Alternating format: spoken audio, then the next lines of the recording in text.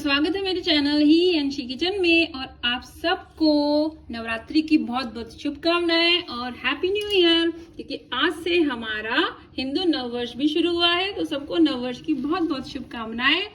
और आज हम बना रहे हैं नवरात्रि स्पेशल फलाहार, जो हम खा सकते हैं व्रत में कभी भी। और इसकी स्पेशलिटी ये है कि आप इसे एक बार बनाइए और पूरे 9 दिन तक खाइए।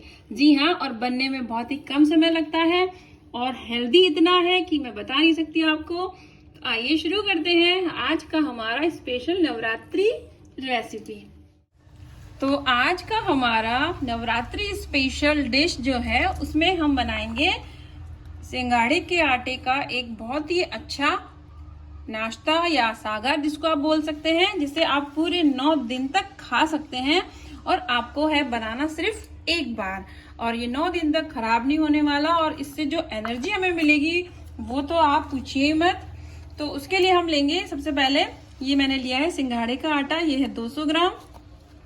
इसी के साथ हम लेंगे ड्राई फ्रूट्स। तो ये मैंने लिए हैं थोड़े से काजू, ये किशमिश, थोड़े बादाम, ये है अखरोट, थोड़ी सी इलायची। और आपके पास और भी कोई ड्राई फ्रूट्स हो तो आप ले सकते हैं। गोंद हो गया, गोंद भी ले सकते हैं, या फिर आपके पास नारियल है वो भी ले सकते हैं। और ये मैंने लिया है बूरा, तो ये मैंने लिया है लगभग 200 ग्राम। अब सबसे पहले हम लेंगे आटा और इसको हम छान लेते हैं। तो इसकी जो पैकिंग है वो बहुत ही शानदार आती है, बिल्कुल एयर टाइट पैकिंग में आता है ये। तो ये हम इसको निकाल लेते हैं और इसको छान लेते हैं।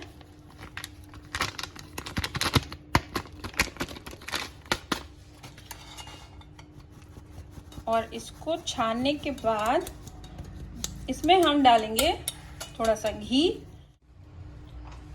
तो आटा जो है वो हमने छान लिया है और अब इसमें हम डालेंगे घी। तो ये 200 ग्राम आटा है और इसमें हम डालेंगे 100 ग्राम घी।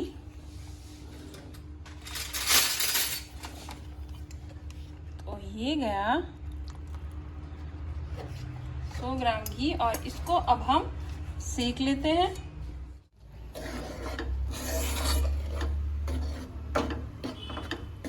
और आटे को हमें धीमी आंच पर ही सेकना है, और जब तक इसकी खुशबू आने लगेगी तो हमें पता चल जाएगा कि जो आटा है वो सिकने लगा है। तो इसमें हम लगभग 50 ग्राम घी और डालेंगे, ताकि जो आटा है वो अच्छे से स्मूथली सिक जाए। ये हमने डाल दिया है इसमें घी।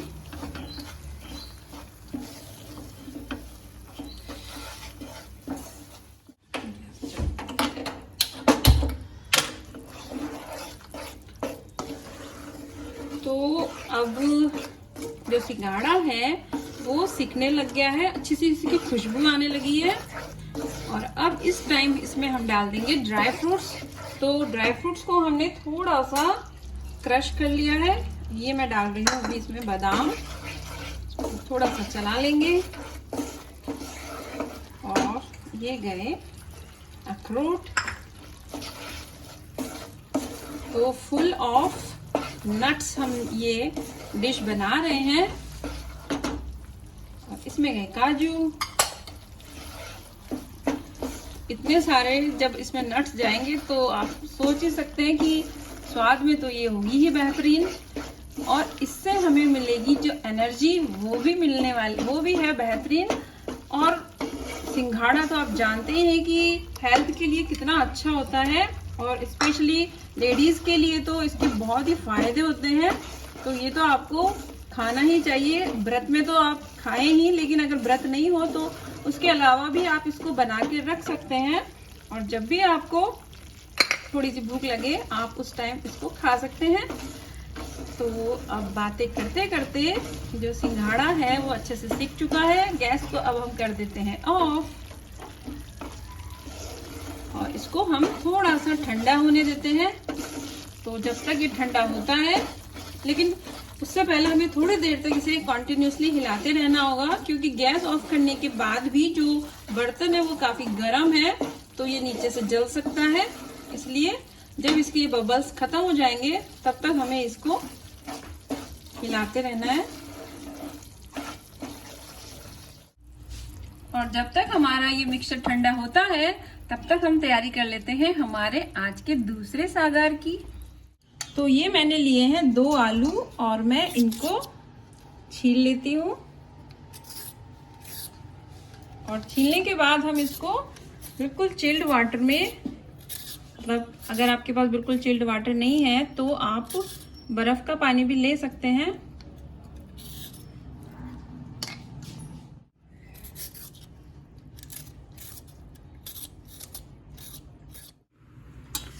तो ये आलू मैंने छील लिए हैं और इनको बर्फ के पानी में रख दिया है। तो इसको हम 5 मिनट के लिए छोड़ देते हैं और तब तक हम करते हैं तेल गरम। तो ये मैंने ले लिया है एक पैन और उसमें मैंने डाल दिया है तेल और इसको हम अच्छा गरम होने देते हैं। और अब इधर ये जो हमारा सिंगाड़े का आटा था ये भी ठंडा हो चुका है। तो इसमें अब हम डाल देते हैं बूरा। तो ये मैं डाल दी हूँ इसके अंदर। अगर आपको थोड़ा ज्यादा लगे तो आप इसको कम भी कर सकते हैं। तो इसको हम मिक्स कर देंगे अच्छे से। और आप सिंगाड़े के आटे का हलवा भी बनाते होंगे, लेकिन जो हलवा है उसको आप जब गरम गरम खाते हैं तब अच्छा लगता है और बाद में आप उसको 2-3 दिन तक स्टोर भी नहीं कर सकते हैं। लेकिन इसको आप आराम से 10 दिन तक स्टोर कर सकते हैं।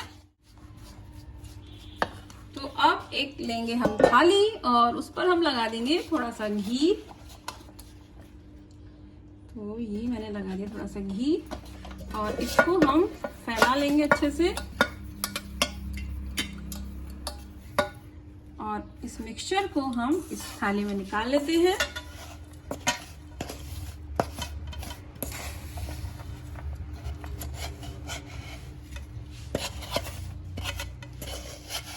अब इसमें हमने पानी बिल्कुल नहीं डाला है, ना हमने कोई चाशनी बनाई है, लेकिन फिर भी ये जो मिक्सचर है ये अच्छे से जम जाएगा क्योंकि इसमें हमने डाला है बहुत सारा घी। तो आप घी अगर चाहें तो थोड़ा कम भी डाल सकते हैं।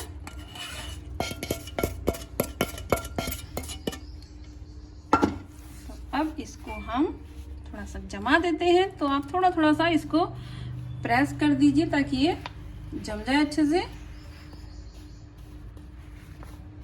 अब इस थाली के हिसाब से ये थोड़ा सा देखो कम लग रहा है, इसलिए मैं इसको थोड़ा साइड में ही फैला देती हूँ।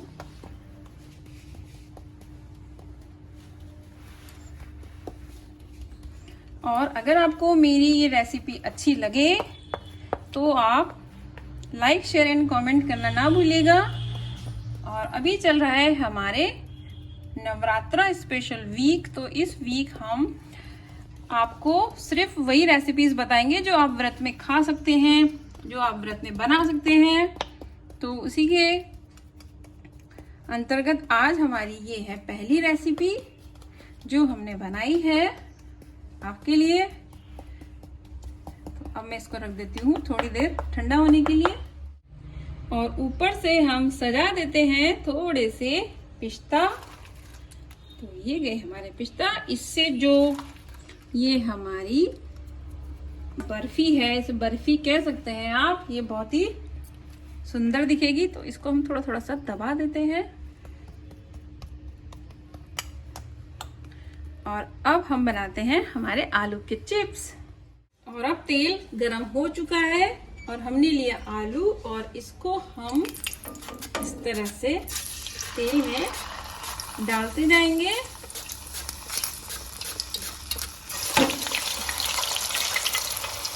अब जो आलू की चिप्स है उसको बनाने में हमें कई दिन लगते हैं। पहले उसको बनाएंगे, फिर उसको सुखाएंगे, फिर उसको तलेंगे। लेकिन इस तरह से आप तुरंत बना सकते हैं।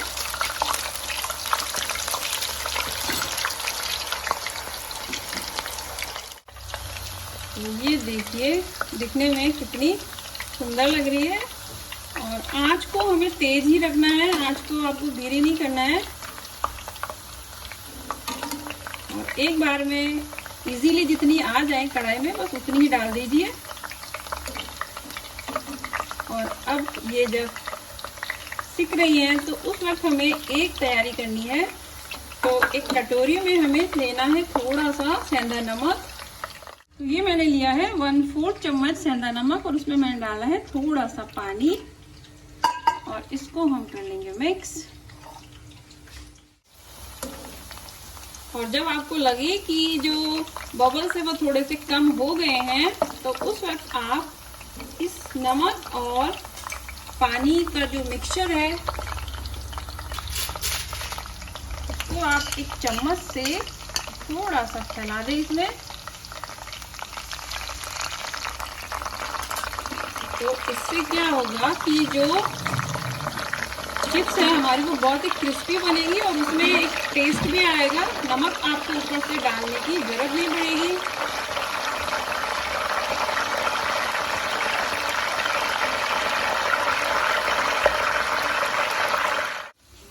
तो देखिए अच्छे से क्रिस्पी हो चुकी है और अब इनको हम निकाल लेते हैं झर में।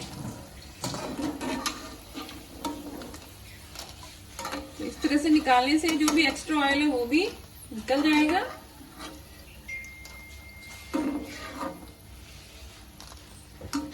और ये तैयार हो गई है हमारी झटपट खाने वाली आलू की चिप्स, जिसमें हमें कोई भी तैयारी नहीं करनी है पहले से। और इसको अगर आप एयर टाइट डब्बे में रख देंगे तो ये भी 8 से 9 दिन चलने वाली है व्रत में। तो अब हम डाल दे हैं हमारा दूसरा बैच। तो इसको मैंने अभी अलग से निकाल लिए थे चिप्स, मैं एक एक करके डाल देती हूँ। अब इनको आपको धोने की भी कोई जरूरत नहीं है, वैसे बस आप डायरेक्ट कसिए और तेल में डाल दीजिए।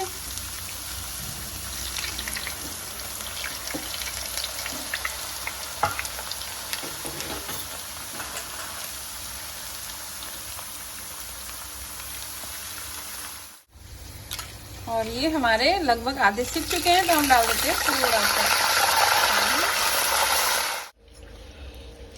और अब इनको भी हम निकाल लेते हैं।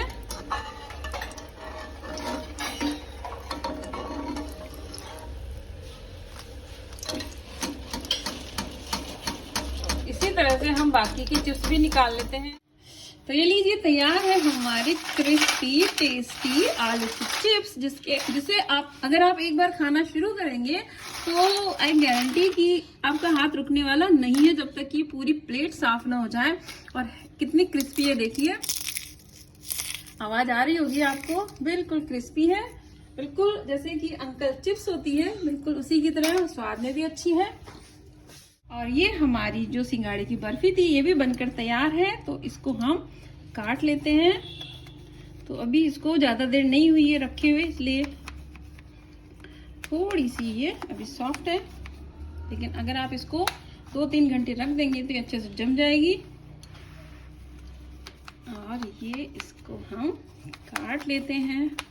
आप अपने हिसाब से जितने भी बड़े पीसेस करना चाहें उतने कर दीजिए।